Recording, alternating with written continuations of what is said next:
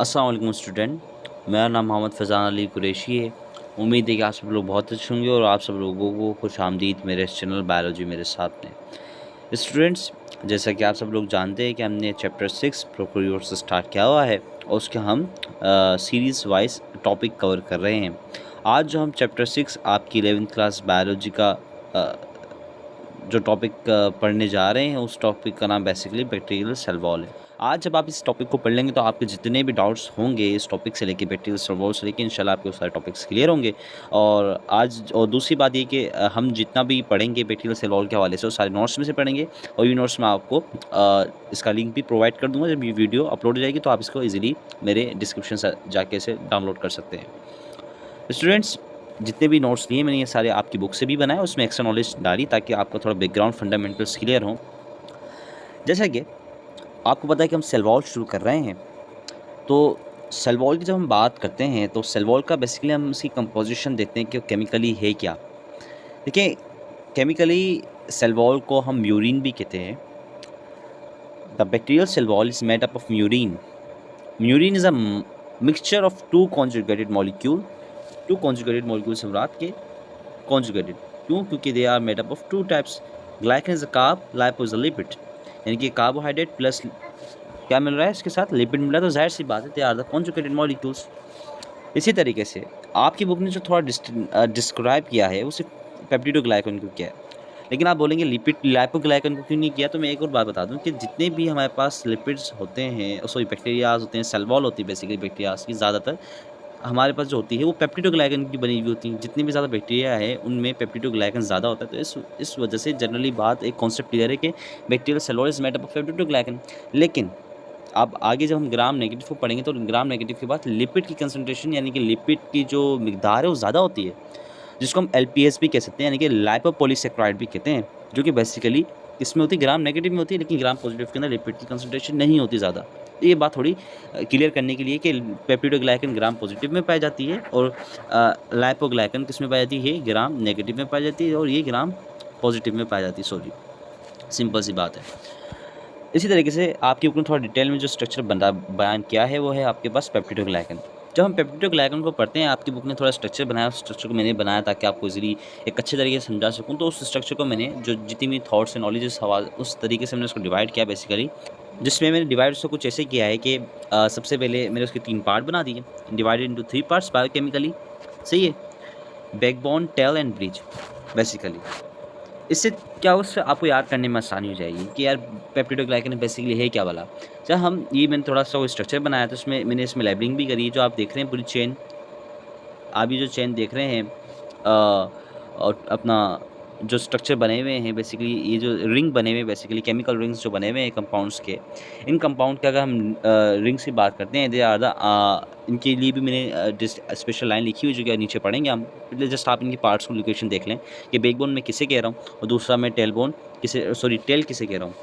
Tell ये होती है, टेल की कंपोजिशन भी बताऊँगा, ब्रिज की कंपोजिशन भी बताऊँगा और बैकबोन की कंपोजिशन भी बताऊँगा कि किन-किन टाइप के केमिकल से बने हुए बेसिकली ये। तो आपको और मज़ा आएगा कि basically peptidoglycan is a very complex. तो अब आपने लोकेशन देख ली है, बैकबोन किसे कहा है, क्रॉस लिंक किसे कहा है। देखिए, इसका जो स्ट्रक्चर है, जब हम इस स्ट्रक्चर को देखते हैं, तो आप देख रहे हैं कि बैकबोन एक लॉन्ग चेन है, सही है, जो कनेक्ट हो रही है ब्रिज के थ्रू दूसरी चेन से। यानी कि जो दूसरी बैकबोन है, इधर मैंने 3 बैकबोन बनाई है, 1, 2, 3, वो आपस में अटैच हो रही है एक कनेक्शन से, यानी कि एक ब्रिज है। इस ब्रिज को हम क्या कहते हैं? इस ब्रिज को, ये जो ब्रिज होता है ये भी केमिकल से बना हुआ होता है, एक अमीनो एसिड से बना होता है, यानी कि अमीनो एसिड्स होती हैं, सारे अमीनो एसिड लगे हुए हैं इसके अंदर, उससे बना हुआ होता है। तो ये ब्रिज होता है, सही, जो जोड़ता है आपस के अंदर बैकबोन को। उसके बाद एक होती है टेल, जो अटैच हुई होती है इन्हीं रिंग लाइक स्ट्रक्चर से, सही है, जो उसको और स्ट्रेंथ प्रोवाइड करती है पेप्टिडोग्लाइकन को।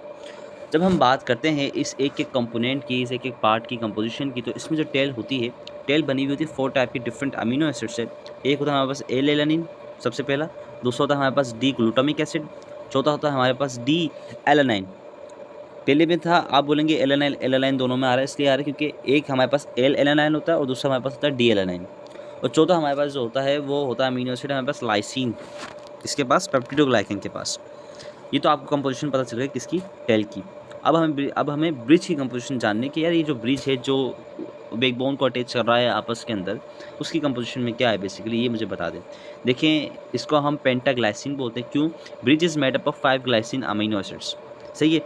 तो आपसे अगर सवाल कर लिया जाए तो cross linkage between the backbone of peptidoglycan structure is made up of the pentaglycine, because 5 means penta. सही है। ये आपकी बुक ने भी नाम दिया है, तो आप अपनी बुक इस खोलेंगे इंशाल्लाह। मुझे उम्मीद है कि आपको बिल्कुल क्रिस्टल क्लियर और समझ में आएगा मेरा लेक्चर सुनने के बाद। ये तो मुझे आपसे उम्मीद है बिल्कुल अच्छी सी। अगर हम फिर अब backbone, which is a very this is a very important part, backbone. Backbone basically is a long chain made up of 2 amino sugar. Amino sugar की बात करा, अब इस बात को ध्यान में रखें। इधर अमीनो एसिड की बात नहीं, इधर अमीनो शुगर्स की बात हो रही है। और वो 2 अमीनो शुगर के नाम में बता देते हैं। एक को हम NAG बोलते हैं, यानी कि एन एसिटाइल ग्लूकोस अमाइन। दूसरा हम उसे नाम देते हैं, दूसरे वाले का, N acetyl muramic acid. This both are very important and can be asked your board exams and also your inter test exams. सही, तो you keep remember this both names, ताकि आप इसे इजीली इसका आंसर दे सकें। तो आपने अभी हमने क्या क्या पढ़ा, बेसिकली हमने फंडामेंटल स्ट्रक्चर ऑफ पढ़ा इसका, पेप्टिडोग्लाइकन का। पेप्टिडोग्लाइकन को हमने 3 हिस्सों में बांटा, बैकबोन में बांटा, टेल में बांटा, बेस में बांटा। बैकबोन बनी हुई होती है 2 अमीनो शुगर से, जिसको हम NAG बोलते हैं, यानी कि एन एसिटाइल ग्लूकोसामाइन। दूसरा होता है हमारे पास एक एन एसिटाइल म्यूरेमिक एसिड। इसी तरीके से जब हम बात करते हैं ब्रिज की, ब्रिज बना हुआ होता है 5 ग्लाइसिन अमाइनो एसिड से, जिनको हम पेंटाग्लाइसिन बोलते हैं, जो अटैच करता है किसको, बैकबोन को आपस के अंदर एक ब्रिज बनाकर। उसके बाद हम टेल की बात करते हैं। टेल भी अमीनो एसिड से बना होता है, लेकिन वो 4 डिफरेंट टाइप के अमीनो एसिड से बना हुआ होता है। उन अमीनो एसिड के मैंने आपको नाम बताए, तो आप इन नाम को भी याद कर सकते हैं। तो ये थोड़ी नॉलेज थी जो आपकी बुक ने बताई, और इसको मैं थोड़ा कंपोज करके आपको रिप्रेजेंट किया। तो अब हम बात करते हैं कि भाई सेल वॉल अब हम पढ़ रहे हैं, तो इस सेल वॉल का बेसिकली फंक्शन क्या है। फंक्शन भी तो पढ़े ना। अगर हम फंक्शन पढ़ लेते हैं, अभी हमने देखिए मेजर कंपोनेंट होता है जो बैक्टीरियल सेल वॉल का, पेप्टिडोग्लाइकन होता है। पेप्टिडोग्लाइकन के स्ट्रक्चर को हमने समझा कि पेप्टिडोग्लाइकन के पास क्या क्या कंपाउंड होते हैं, क्या क्या केमिकल कंपोनेंट्स होते हैं, जो कॉन्जुगेटेड मॉलिक्यूल होते हैं, जो पेप्टिडोग्लाइकन को बनाता है। और फिर पेप्टिडोग्लाइकन किसकी क्या बनाता है, वॉल बनाता है बैक्टीरिया के अंदर। तो अब इसका फंक्शन पढ़ना भी बहुत ज़्यादा इंपॉर्टेंट है। जब भी हम किसी चीज़ को पढ़ते हैं, उसका वाई पढ़ना ज़रूरी होता है कि भाई क्यों है, क्यों ये बन रहा है इतना बड़ा, इतना ऐसा कॉम्प्लेक्स स्ट्रक्चर। तो अगर हम इस कॉम्प्लेक्स स्ट्रक्चर की बात करते हैं, तो ये क्या करता है, मेंटेन करता है शेप ऑफ सेल।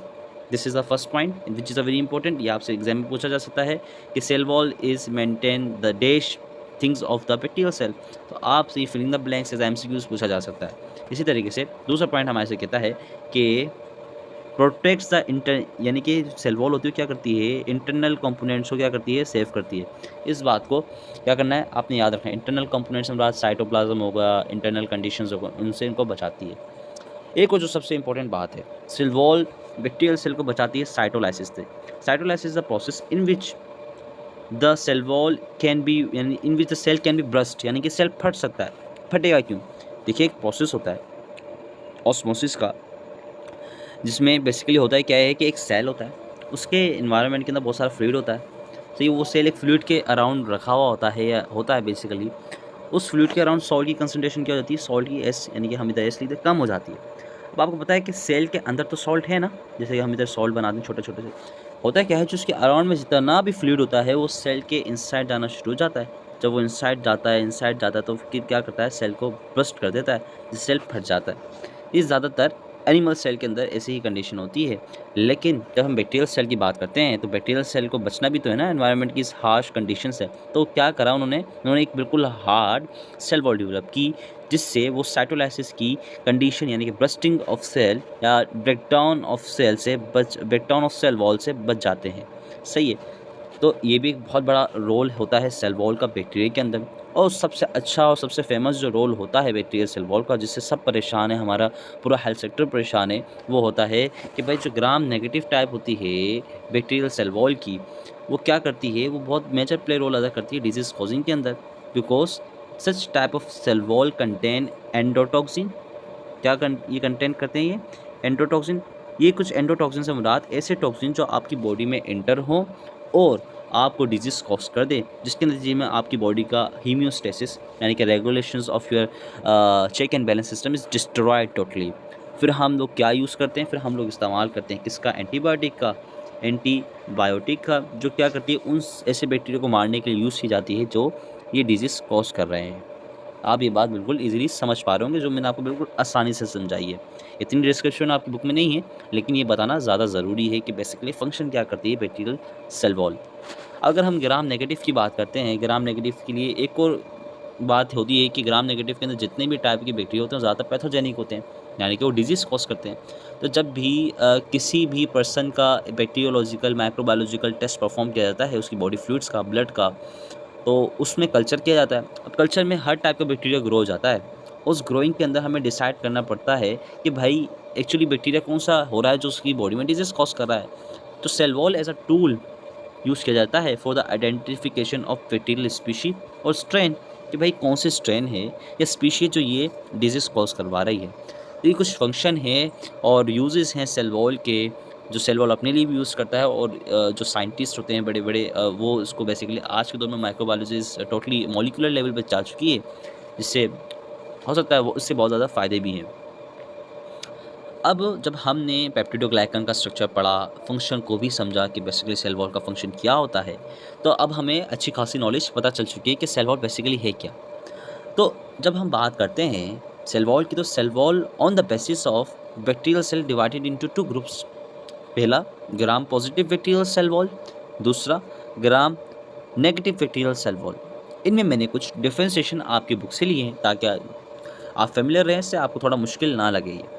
जब हम बात करते हैं डिफ्रेंसिएशन की, तो इसमें बिल्कुल इक्वल डिफ्रेंसिएशन बनाना पड़ता है, जो कि मैंने हमारी सादा ज़बान में लिखा है ताकि आप लोग इसको ईज़िली समझ सकें।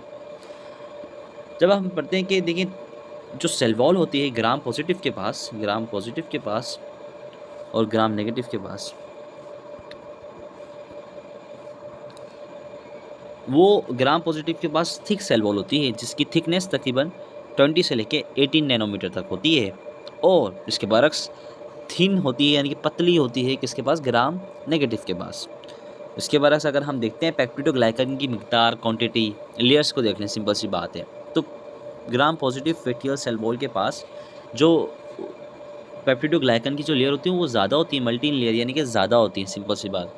और अगर हम पेप्टिडोग्लाइकन लेयर की बात करते हैं ग्राम नेगेटिव में, तो उनके पास सिंगल लेयर होती है, और मैं आपको अभी अच्छी सी डायग्राम में भी दिखाऊंगा जो कि बहुत क्रिस्टल क्लियर आपके सारे कॉन्सेप्ट कर देगी। जो हम इस डिफ्रेंसिएशन में पढ़ेंगे वो सारी बातें उधर दिखेंगी आपको।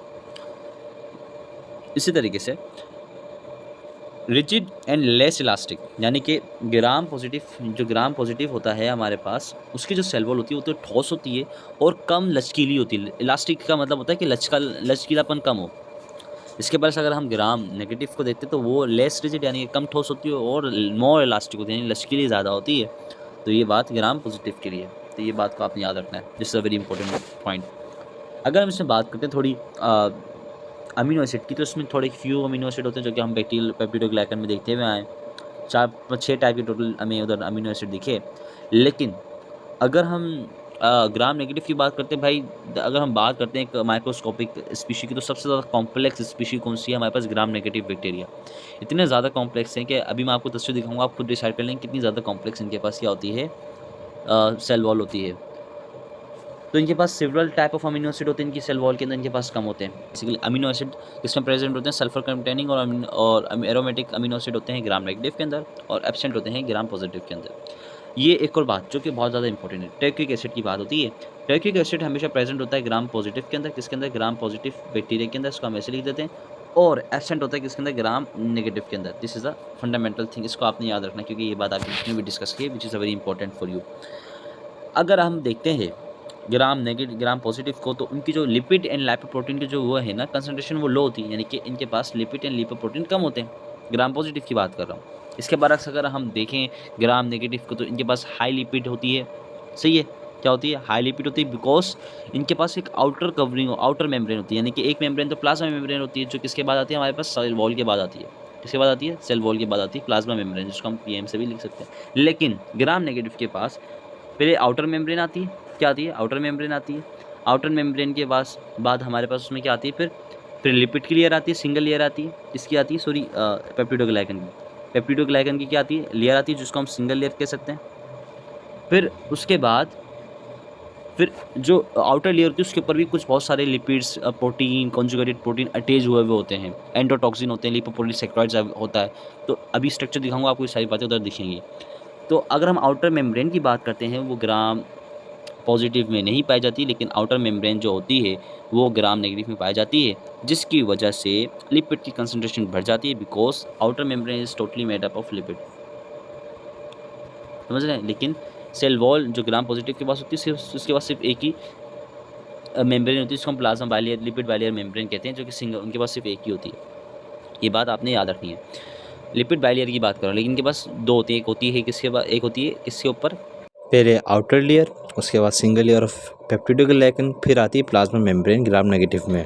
इसी तरीके से जो सेल वॉल डिस्ट्रप्शन, समझ रहे हैं आप बात, जो सेल वॉल की जो डिस्ट्रप्शन होती है, यानी कि फट जाना सेल वॉल का, डिस्टर्ब हो जाना, ब्रस्ट हो जाना, वो बहुत ईजी होता है किसके अंदर, ग्राम पॉजिटिव के अंदर, लेकिन बहुत हार्ड होता है। Cell wall disruption hardly occur in gram negative bacteria due to presence of outer membrane. Outer membrane की प्रेजेंस की वजह से जो डिस्ट्रप्शन ऑफ सेल वॉल होती है वो मुमकिन ही नहीं हो पाती ग्राम नेगेटिव बैक्टीरिया के अंदर। इसलिए हम कुछ एग्जाम्पल भी पढ़ेंगे जो कि आपकी बुक ने दी हुई है। इसमें सम बैक्टीरिया इनको आप याद रखते हैं, staphylococcus, streptococcus, bacillus and clostridium, they are the gram positive bacteria. इसमें से escherichia, salmonella, klebsiella, proteus, helicobacter, pseudomonas, this are the bacteria which occur which is the example of gram negative bacteria. और इसमें बहुत ज़्यादा जो bacteria होते हैं pathogenic होते हैं, किसके अंदर, ग्राम नेगेटिव बैक्टीरिया के अंदर। अब हम डायग्राम में देखते हैं। सबसे पहले हम देखेंगे ग्राम पॉजिटिव बैक्टीरिया।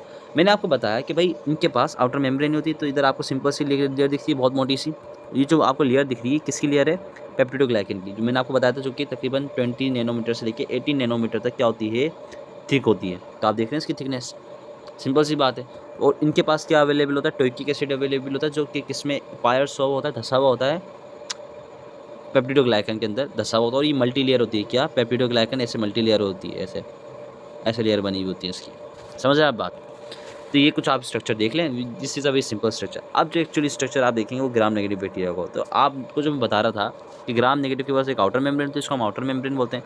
आउटर मेम्ब्रेन से लिपोपोलीसेक्राइड अटैच होते हैं, जो कि मैं आपको बता रहा था कि दो टाइप की सेल मेम्ब्रेन के अंदर अलग अलग टाइप की क्या होते हैं, स्ट्रक्चरल प्रोटीन होते हैं जो इन्वॉल्व होते हैं किसके अंदर, स्ट्रक्चरल कंपोनेंट कॉन्जुगेटेड मॉलिक्यूल होते हैं जो इन्वॉल्व होते हैं किसके अंदर, सेल वॉल की स्ट्रक्चर के अंदर बेसिकली। ये जो लिपोपोलीसेक्राइड होते हैं, इसमें आप ये जो देख रहे हैं, ये इनको हम बोलते हैं एंडोजीन्स, एंडोटॉक्सिन, क्या बोलते हैं इनको हम, एंडोटॉक्सिन होते हैं, जो क्या कॉज करवाते हैं बेसिकली, डिजीज़ कॉज करवाते हैं बेसिकली। सिंपल सी बात करेंगे, इसमें हम ज़्यादा गहराई में नहीं जाएंगे। यही वो कंपोनेंट होता है लिपोपोलीसेक्राइड का, जो क्या कॉज करवाता है, डिजीज़ कॉज करवाता है, और यही पार्ट पैथोजन बनाता है एक ग्राम नेगेटिव बैक्टीरिया को। समझ रहे हैं? और इसमें आप कॉम्प्लेक्सिटी देख सकते हैं, इसमें प्रोटीन की कितनी ज़्यादा टाइप दिख रही है आपको। देखें, ये पूरा प्रोटीन है, ये पूरे प्रोटीन है, ये आपको प्रोटीन दिख रही है, आपको प्रोटीन के पोरीन चैनल दिख रहे हैं आपको, आप इजीली देख सकते हैं इसमें। और दूसरी अहम बात वो ये है कि इसमें आप पेप्टिडोग्लाइकन की लेयर देख सकते हैं, विच सभी सिंगल लेयर। देख रहे हैं इसकी थिकनेस आप कितनी है, मैंने कितनी बताई थी, 10 नैनोमीटर बताई थी आई थिंक, मैंने आपको इसकी थिकनेस बताई थी पेप्टिडोग्लाइकन इन ग्राम नेगेटिव बैक्टीरिया। तो आउटर मेम्ब्रेन आपने देखी, आउटर मेम्ब्रेन से कितने ज़्यादा स्ट्रक्चर एसोसिएटेड होते हैं। तो ये कुछ एक स्ट्रक्चर था जो कि आपको समझना बहुत ज़्यादा ज़रूरी था। इसी तरीके से आपकी बुक ने एक और पॉइंट बताया था ग्राम नेगेटिव बैक्टीरिया का, सॉरी आपकी बुक ने एक और चीज़ डिस्क्राइब की थी, ग्राम स्टैनिंग रिएक्शन की। किसकी? ग्राम स्टैनिंग रिएक्शन के लिए, या ग्राम स्टैनिंग सिंपल से कह सकते हैं आप इसे, किसको, ग्राम स्टैनिंग। ये बात आपकी बुक ने बताई थी, लेकिन बहुत अनकम्पोज वे के अंदर बताई थी, लेकिन मैं आपके लिए एक चार्ट लेकर आऊँगा कि बेसिकली होता क्या है। देखें, जो बैक्टीरिया होते हैं वो सिंपली देखे नहीं जा सकते आम आँख से। तो बैक्टीरिया को देखने के लिए हमें क्या चाहिए होता है, माइक्रोस्कोप चाहिए होता है। अब माइक्रोस्कोप चले आपके पास है, तो आप डायरेक्टली बैक्टीरिया को लेके स्लाइड पर रखते नहीं दे सकते, because bacteria is totally transparent. क्या होते हैं वो? बिल्कुल ही ट्रांसपेरेंट होते हैं, ट्रांसल्यूसेंट होते हैं, यानी कि उसमें से लाइट बिल्कुल पास हो जाती है। क्या हो जाती है? कोई कंट्रास्ट ही नहीं होता उनके स्ट्रक्चर के अंदर, जिससे जो माइक्रोस्कोप हो वो देख सके, क्योंकि हमारी चीज़ें, वो हमारी आँख वो चीज़ें देख सकती है जिसमें कलर का डिफरेंस आएगा हो, ट्रांसल्यूसेंट चीज़ें नहीं देख सकती। तो इस वजह से एक फिजिशियन थे, डॉक्टर थे, जिनका नाम था क्रिश्चियन ग्राम। क्या था? क्रिश्चियन ग्राम, जिन्होंने एक टेक्निक ईजाद की बैक्टीरिया को देखने के लिए अंडर द माइक्रोस्कोप। उस टेक्निक को क्या नाम दिया गया था? ग्राम स्टैनिंग। ग्राम उनका नाम था, और स्टैनिंग का मतलब होता है कलर देना।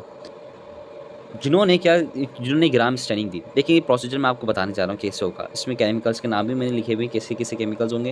इन केमिकल्स में सबसे पहले प्राइमरी स्टाइल में आपको बता चुका हूँ टोटल कितने होते हैं। इसमें 4 केमिकल इस्तेमाल किए जाते हैं, जिनको हम नेम के हिसाब से प्राइमरी स्ट्रेन कहते हैं, डिक्लोराइजर कहते हैं, मॉडर्न कहते हैं, काउंटर स्ट्रेन कहते हैं।